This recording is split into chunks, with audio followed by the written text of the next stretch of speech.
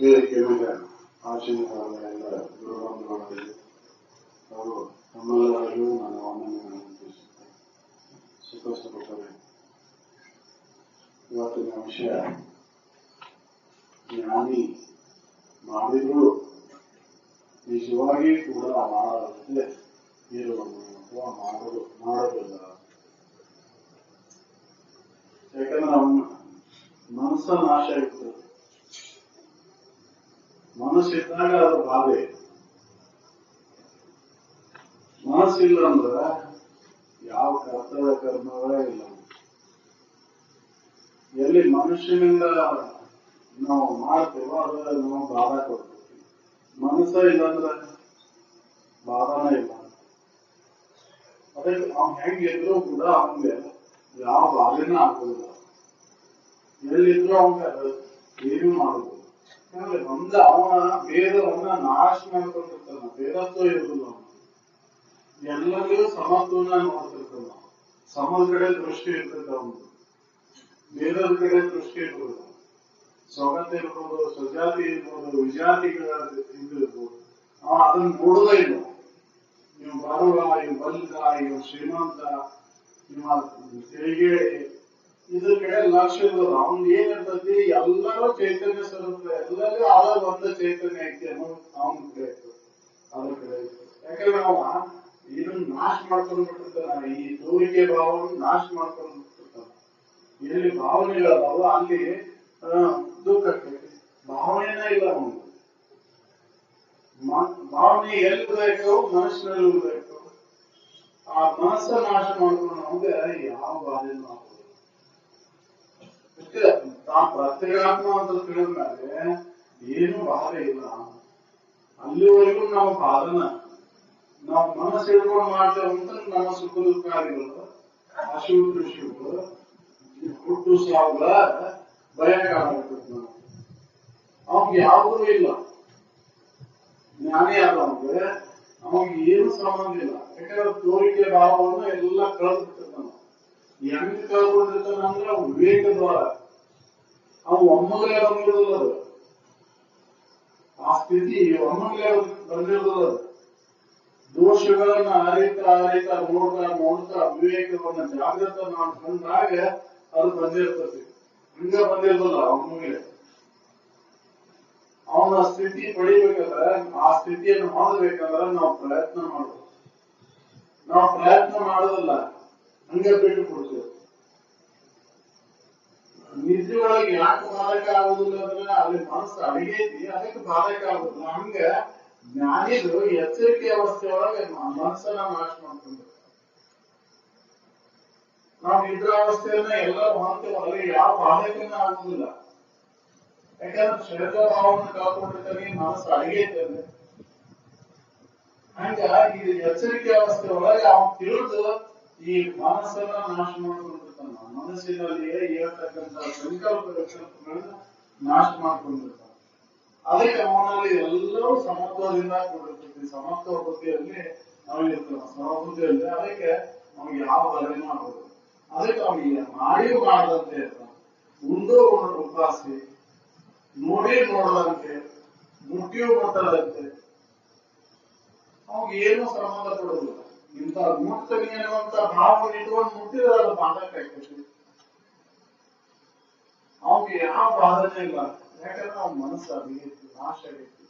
ಅದಕ್ಕೆ ಇಂಥ ಏನ್ ದುಃಖವನ್ನು ಕೊಡ್ತಕ್ಕಂತ ಅಥವಾ ಒಂದು ಭಾವನೆಯನ್ನು ಇಟ್ಕೊಂಡು ಮಾಡಿದಾಗ ಸುಖದ ಅನಿಸ್ತತಿ. ಅಂತ ಭಾವನೆಗಳನ್ನ ಸಂಕಲ್ಪಗಳನ್ನ ನಾಶ ಮಾಡ್ಕೊಳ್ಬೇಕಾಗೈತಿ.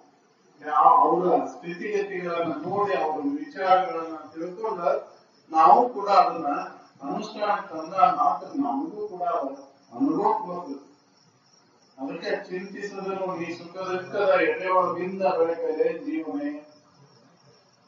ಅವೆಲ್ಲ ಎದಕ್ಕೆ ಬರ್ತಾವ? ಪ್ರಾರಬ್ಧವಶ ಬರ್ತಾವ. ನಿನ್ನ ಸಂಬಂಧ ಇಲ್ಲವು. ನೀ ಸುಮ್ಮನೆ ಅಜ್ಞಾನಿ ಅಂತ ವರ್ತನೆ ಮಾಡತ್ತಿ. ನಿನ್ನ ಶರೀರ ಭಾವನೆ ಹಿಡ್ಕೊಂಡು ಅದಕ್ಕೆ ಶರೀರ ನಾನ್ ಅಂತ ತಿಳ್ಕೊಂಡು ಅದಕ್ಕೆ ನನಗೆ ಒಂದು ನನಗಾಗು ಅಂತಿಲ್ಲ. ಹೊಟ್ಟೆ ಇಲ್ಲ. ಇದು ನಿನ್ನ ಸಂಬಂಧ ಇಲ್ಲ.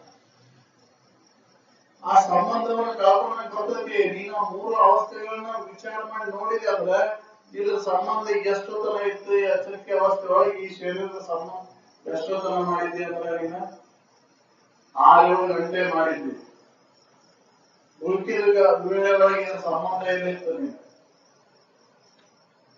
ವಿಚಾರ ಮಾಡಿ ನೋಡಿದ್ರೆ ನಿನ್ನ ಸಂಬಂಧ ನೀನು ಇದು ನೀ ಹಿಡ್ಕೊಂಡಿ, ಅದನ್ನ ನಿನ್ನ ಮನಸ್ಸಿನೊಳಗೆ ಹಿಡ್ಕೊಂಡಿ, ಅದಕ್ಕೆ ನಿನ್ನ ಬಾಧ ಕೊಡಾಕತ್ತಿ. ಅದಕ್ಕೆ ನೀನು ಅಜ್ಞಾನಿ ಅಂತ ವರ್ತನೆ ಮಾಡೋಣ. ನೀ ಸುಜ್ಞಾನಿನ ಇದ್ರೊಳಗೆ ನೀ ಚೈತನ್ಯ ರೂಪಣ ನೀನಲ್ಲಿ ನೀ ಆ ಸತ್ಯವನ್ನ ಮರ್ತಿ, ಆ ಚೈತನ್ಯ ಸ್ವರೂಪನ ಮರ್ತಿ ಮರ್ತು ಈ ಶರೀರ ನಾನು, ಈ ತೋರಿಕೆ ನಾನು ಅಂತ ಹಿಡ್ಕೊಂಡು ಜೀವಭಾವ ಬಂದಿ ಅದಕ್ಕೆ ದುಃಖವನ್ನು ಅನುಭವಿಸಕತ್ತಿ. ಅದಕ್ಕೆ ನಾನ ಮಾಡಿದೆ, ನಾನ ಉಂಡೆ, ನಾನ ನೋಡಿದೆ, ಈ ಭಾವವನ್ನು ತಾಳಿದೀನಿ. ಇದನ್ನ ಕೈ ಬಿಡು. ನೀನು ತಿಳಿದು ವಿಚಾರ ಮಾಡಿ ನೋಡಿ ಕೈ ಬಿಡು. ಅವಾಗ ನಿನಗೆ ಏನೋ ಮಾಡಿ ಮಾಡದಂತ ಹೇಳ್ತೀನಿ.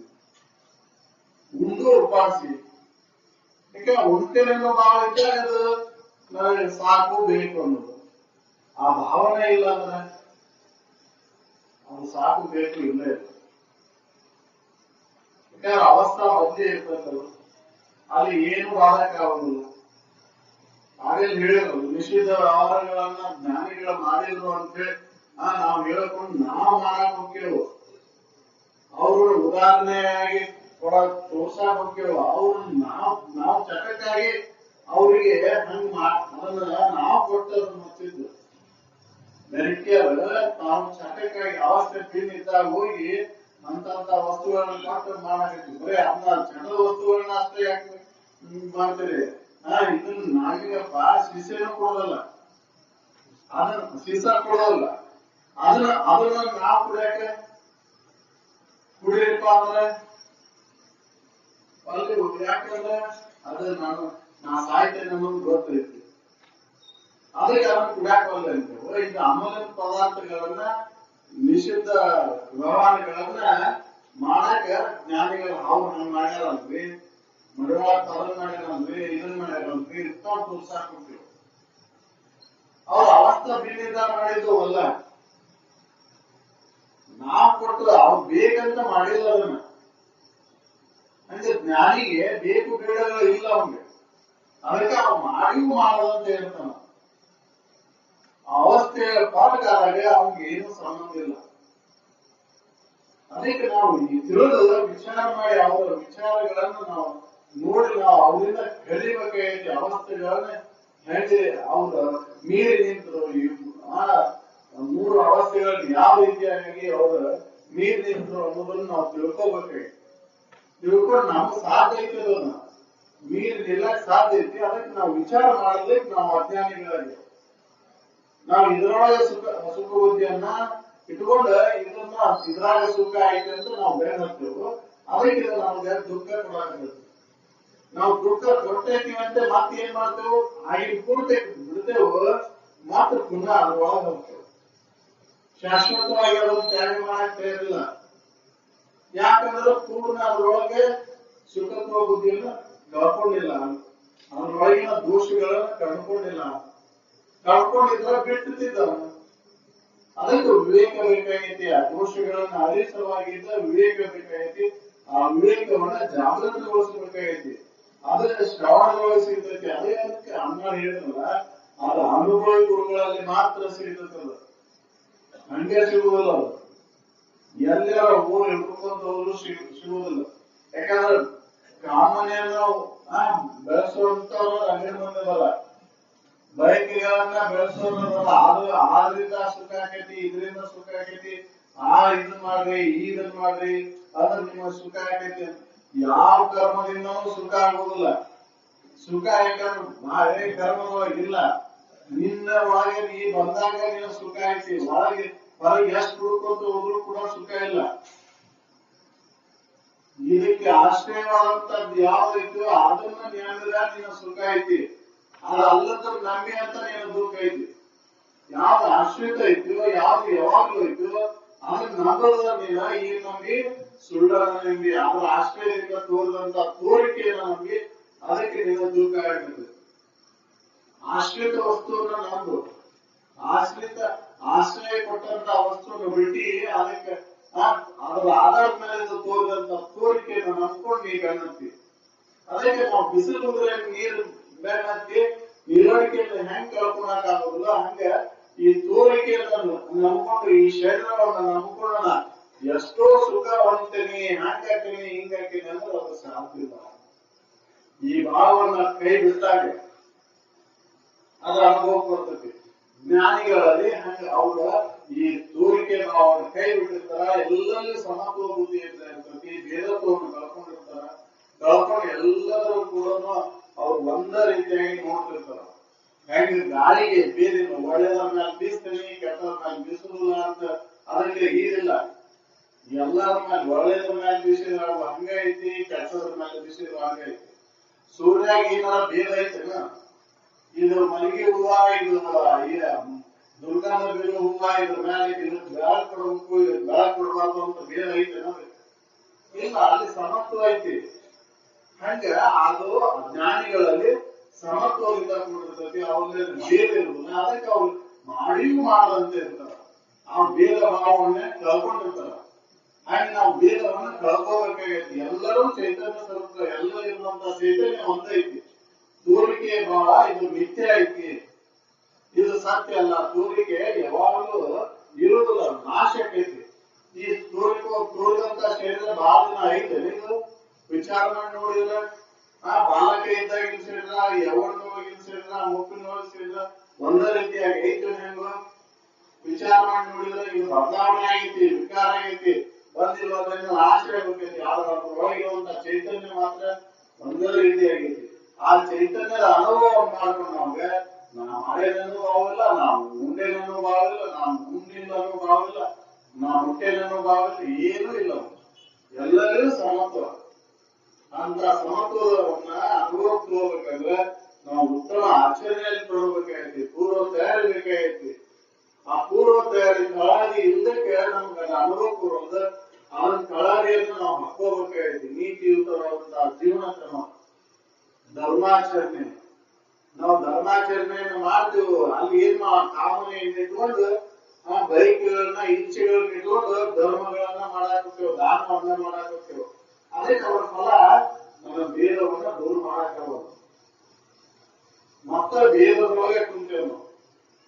ಅದಕ್ಕೆ ನಾವು ಅನುಭವ ತರ ನೀ ಇದ್ರೊಳಗೆ ಚಿಂತೆ ಮಾಡಕ್ ಹೋಗ್ಬೇಡ. ನೀನೇನದೇ ನೀ ಸಾಕ್ಷಿ ಸ್ವರೂಪದೀನಿ. ನೀ ಈ ಸುಖ ದುಃಖದ ಈ ತೋರಿಕೆ ಅಂತ ನಂಬ್ಕೊಂಡು ನೀ ಕುಂದರಬೇಡ. ಇದನ್ನ ಮುಂದೆ ನೋಡು, ಹಿಂದಿದ್ದ ಅನುಭವಗಳನ್ನ ನೋಡು. ಅವ್ರು ಏನಾಗಿ ಆ ಸ್ಥಿತಿಯನ್ನು ಪಡೆದ ಅನ್ನೋದನ್ನ ಕಳ್ಕೊಂಡು ನೀನು ಕೂಡ ಹಂಗೆ ಪ್ರಯತ್ನ ಮಾಡಿದ್ರೆ ನೀನು ಕೂಡ ಸುಜ್ಞಾನದಿಂದ ನಾ ಚೈತನ್ಯ ರೂಪನಾದೀನಿ. ಸುಮ್ಮನೆ ತಪ್ಪು ತಿಳುವಳಿಕೆಯಿಂದ ಅಜ್ಞಾನಗಳು ಬಂದ ವಿಪರೀತ ಭಾವವನ್ನು ತಾಳಿ ಇದಕ್ಕೆ ನಾನು ಮಾಡಿದೆ, ನಾವುಂದೆ ಅನ್ಕೊಂತ ಕುಂತಿ. ಇದರಿಂದ ನೀನು ದುಃಖ ಐತಿ. ಅದಕ್ಕೆ ಈ ಭಾವವನ್ನು ಕಳ್ಕೊ. ನಿನ್ನ ನಿಜ ಭಾವ ನೆಲೆಯಾಗಿಲ್ಲ. ಅದಕ್ಕೆ ಅವಾಗ ನೀನು ಬಾರಿ ತೋರುದಿಲ್ಲ. ಆ ಬಾರಿ ತೋರ್ಬಾರ್ದಂದ್ರೆ ನಾನು ಪ್ರತ್ಯೇಕಾತ್ಮನ ನಾನಂತ ಅರಿವಿಲ್ಲ. ಅವ್ರದಾಗ ಮಾತ್ರ ಬಾರಿ ತೋರುದಿಲ್ಲ. ಈ ಶರೀರ ಭಾವವನ್ನು ಹಿಡ್ಕೊಂಡು ಅಂದ್ರೆ ಬಾರಿ ತೋರುದಿಲ್ಲ. ಅದಕ್ಕೆ ವಿಚಾರ ಮಾಡ್ಬೇಕಾಗಿ ಎಲ್ಲಿ ಹಿಡ್ಕೊಂಡೋ ಶರೀರ, ನಾನು ಎಲ್ಲಿ ಹಿಡ್ಕೊಂಡೆವು, ನಾನು ಮನಸ್ಸಿನೊಳಗೆ ಹಿಡ್ಕೊಂಡೇನಿ. ಆ ಮನಸ್ಸಿನೊಳಗೆ ಹಿಡ್ಕೊಂಡಂತ ಭಾವವನ್ನು ಕೈ ವಿಚಾರದಿಂದ ತ್ಯಾಗ ಮಾಡಬೇಕಾಗಿತ್ತು. ನಾನು ಅಂತ ಇಲ್ಲಿ ಸತ್ಯತ್ವ ಬುದ್ಧಿಯಿಂದ ಇದು ಕೂಡ ಒಡನಾಟ ಮಾಡಾಕಿದ್ದೀನಿ. ಮಿಥ್ಯ ಇದ್ದದನ್ನು ಸತ್ಯ ಅಂತ ತಿಳ್ಕೊಂಡಿನಿ. ಅದು ಮಿಥ್ಯ ಅಂತ ಖಾತ್ರಿ ಮಾಡ್ಕೊಂಡಾಗ, ವಿವೇಕದ್ವಾರ ಖಾತ್ರಿ ಮಾಡ್ಕೊಂಡಾಗ, ಬುದ್ಧಿ ಸಮಸ್ಥಿತಿ ಬಂದಾಗ ನಾ ಮಾಡಿದೂ ಇಲ್ಲ, ನಾ ಉಂಡೇನ ಅನ್ನೋದಿಲ್ಲ, ನಾ ಮುಟ್ಟೇನ ಅನ್ನೋದಿಲ್ಲ. ಅಂತ ಸ್ಥಿತಿಯನ್ನು ಪಡೆಯುವ ಸಲುವಾಗಿ ಈ ಮನುಷ್ಯ ಜನ್ಮ ಬಂದಿದ್ದು. ಅದನ್ನ ಸ್ವಾರ್ಥಕ್ಕೆ ಬಳಸ್ಕೋಬೇಕಾಯ್ತು. ಹಂಗೆ ಕಾಲ ಕಳೆದ ವ್ಯರ್ಥ. ಬಂದದ್ದು ಅದಕ್ಕೆ ನಾ ಚೈತನ್ಯ ಸ್ವರೂಪದಲ್ಲಿ ತಿಳ್ಕೊಳ್ಳೋ ಸಲುವಾಗಿ ಬಂದದ್ದು. ಅದನ್ನ ಬಿಟ್ಟು ಏನ್ ಮಾಡತ್ತೀನಿ, ನಾ ಶರೀರ ಇಂದ್ರಿಯಗಳು ಇವೇ ನಾನು ಅಂತ ತಿಳ್ಕೊಂಡ ಸುಳ್ಳು ನಾನು ಮೇಲೆ ಮಮಕಾರವನ್ನು ತಾಳಿ ಬಲನಿಕ್ಕೀಡಾಗಿನಿ. ಅದಕ್ಕೆ ವಿಚಾರ ಮಾಡಿ ಆ ಅನುಭವಗಳು ಯಾವ ರೀತಿಯಾಗಿ ಆ ಸ್ಥಿತಿಯನ್ನು ಮುಟ್ಟಿದ್ರು ಅನ್ನೋದನ್ನ ವಿಚಾರಪೂರ್ವಕವಾಗಿ ನಾವು ವಿಚಾರ ಮಾಡಿದ್ರೆ ನಮ್ಗೆ ಖಾತ್ರಿ ಆಗುತ್ತೆ. ಅದಕ್ಕೆ ನಾವು ಪ್ರಯತ್ನ ಮಾಡ್ಬೇಕಾಗಿತ್ತು. ಹಂಗೆ ಬರುವುದಿಲ್ಲ ಸರ್. ಹಂಗ ಆದ್ರಾಗ ನೋಡೋದು ಯಾವಾಗ ಮುಂದೆ ಅಂತ ಅಂದ್ರಲ್ಲ ಇದ್ರ ಪ್ರಯತ್ನವನ್ನು ಅನುಭವಿಸ್ಕೊಂಡೈತಿ ಅದಕ್ಕೆ ಪ್ರಯತ್ನ ಮಾಡ್ಬೇಕಾಯ್ತು ನಾವು ಇದನ್ನ ಹಂಗ ಬಿಟ್ಟ ಹಂಗ ಎಲ್ಲಾ ವಿಷಯಗಳನ್ನ ಹೆಂಗ ಅವಲ್ಲ ಅದನ್ನ ಅವಲಂಬನೆ ಆಗಿ ಬಂದು ಬರ್ಲ ಅಂತೇಳಿ ಅವು ಪ್ರಾರಬ್ಧವನ್ನು ಅವಲಂಬಿಸ್ಕೊಂಡವು ಈಗ ಪ್ರಾರಬ್ಧವನ್ನು ಅವಲಂಬಿಸ್ಕೊಂಡಿಲ್ಲ ಪ್ರಯತ್ನವನ್ನು ಅವಲಂಬಿಸ್ಕೊಂಡೈತಿ ನಾವು ಎಷ್ಟು ಪ್ರಯತ್ನ ಮಾಡ್ತೇವೋ ಅಷ್ಟು ತೀವ್ರವಾಗಿರದ ಅನುಭವ ಬರ್ತೈತಿ ನಾವು ಪ್ರಯತ್ನ ಮಾಡಲಿಲ್ಲ ಅಂದ್ರೆ ಅನುಭವ ಬರುವುದ ಅದಕ್ಕೆ ಅವ್ರಿಗೆ ಹಾಕಿ ಕೊಟ್ಟಂತ ಮಾರ್ಗದೊಳಗೆ ನಾವು ಇದನ್ನ ಅನುಷ್ಠಾನಕ್ಕೆ ತಂದ್ರೆ ಅದರಂತೆ ನಡೆದ್ರೆ ನಮಗೂ ಕೂಡ ಅನುಭವ ಬರ್ತೈತಿ ಅವಾಗ ಖಾತ್ರಿ ಆಗತ್ತೆ ಜ್ಞಾನಿ ಮಾಡಿನೂ ಮಾಡದಂತೆ ಯಾಕೆ ಅದನ್ನಪ್ಪ ಅಂತಂದ್ರೆ ಅವನ ಮನಸ್ಸು ನಾಶ ಮಾಡ್ಕೊಂಡ ಮನಸ್ಸನ್ನು ನಾಶ ಮಾಡ್ಕೊಂಡೋಗ್ಲಿಕ್ಕೆ ಮನಸ್ಸಿನಿಂದ ಎಲ್ಲಾ ಕರ್ಮಗಳನ್ನ ಆ ಫಲ ಅದರಿಂದ ಬಾಧೆ ಕರ್ಮದ ಫಲ ಕಟ್ಟಬೇಕಂದ್ರೆ ಮನಸ್ಸಿದ್ದಾಗ ಅದು ಕರ್ಮದ ಫಲ ಕಟ್ಟುತ್ತೆ ಮನಸ್ಸಿಂದ ಮಾಡಿದಂತ ಕರ್ಮದ ಫಲ ಕಟ್ಟುವುದಿಲ್ಲ ಅದಕ್ಕೆ ಮನಸ್ಸನ್ನ ನಾಶ ಮಾಡ್ಕೋಬೇಕಾಗಿತ್ತಿದೆ ಮನಸ್ಸು ಆ ಸಂಕಲ್ಪ ಮನಸ್ಸಾದ್ರೇನೋ ಸಂಕಲ್ಪ ವಿಕಲ್ಪಗಳಿಂದ ಕುಡಿದ ಮನಸ್ಸು ಆ ಸಂಕಲ್ಪ ವಿಕಲ್ಪಗಳನ್ನು ನಾಶ ಮಾಡ್ಕೊಂಡ ಬುದ್ಧಿಪೂರ್ವಕವಾಗಿ ಅವನು ನಾಶ ಮಾಡ್ಕೊಂಡಾಗ ಅದು ಸಮತ್ವವನ್ನು ಸಾಸಕ ಬರ್ತೈತಿ ನಂತರ ಸಮಸ್ಥಿತಿ ಒಳಗೆ ನಾವೆಲ್ಲ ಉಳಿಬೇಕಾಗೈತಿ ಅದಕ್ಕೆ ಪ್ರಯತ್ನ ಮಾಡಬೇಕಾಗೈತಿ ಪ್ರಯತ್ನ ಮಾಡೋಣ ಅಂತ ಹೇಳಿ ನಾವು ಮತ್ತನ್ನ